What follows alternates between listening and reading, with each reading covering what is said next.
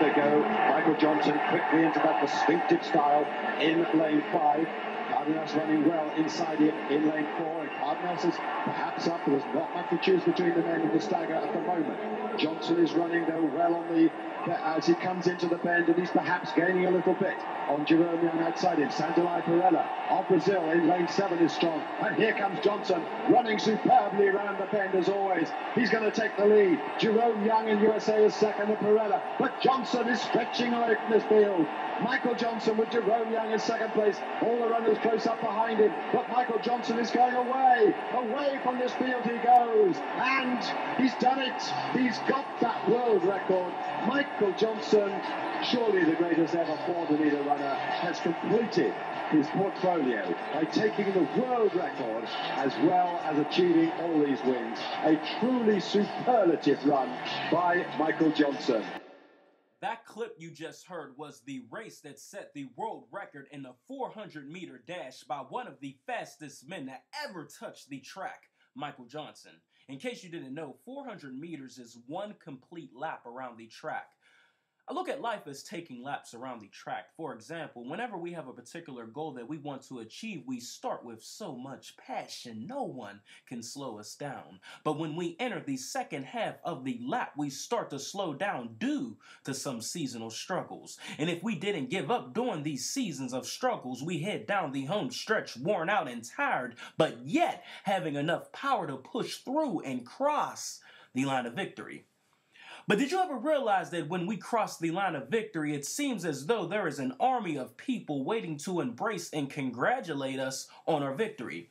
If you are analytical like me, it makes you want to ask, where were you when I was going through my seasonal struggles? Where were you when I was worn out and tired and had no one there to push me but myself? Where were you? In the beginning, you didn't want anything to do with me. You didn't want a piece of me. But now you are trying to feed off of me and get full off of me. What in the world is going on here? As a matter of fact, I don't even know you. Where did you come from?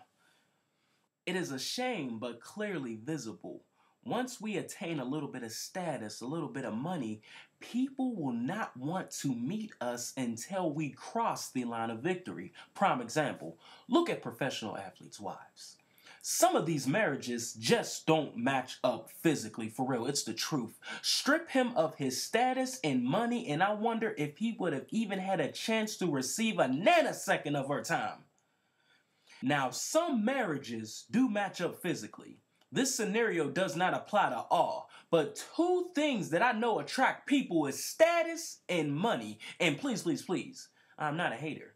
Anybody that knows me know I roll with pretty women. I'm just using the example of a professional athlete because most people can relate to this example. And yes, there are many more I could have used, but the point is this, and I'll keep reinforcing it.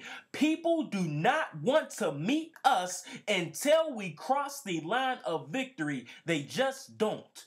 Of course, we may have a family member, mentor, or friend that will provide moral support and help, but the determining factor that decides if we meet destiny or not with help from the great man upstairs is us.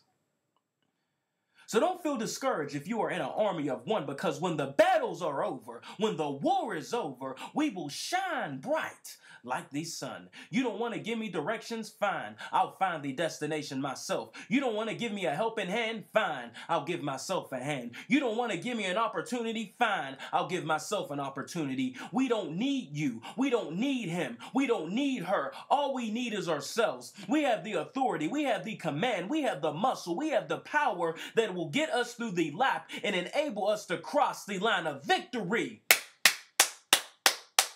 And when we do cross the line of victory, let's brace ourselves, because we will be bombarded by people who want a piece of us, but not so fast, my friend. Hold up. Where were you when I needed direction? Where were you when I needed a helping hand? Where were you when I needed an opportunity? Yeah, that's what I thought. And as far as you are concerned, who are you? I don't even know you.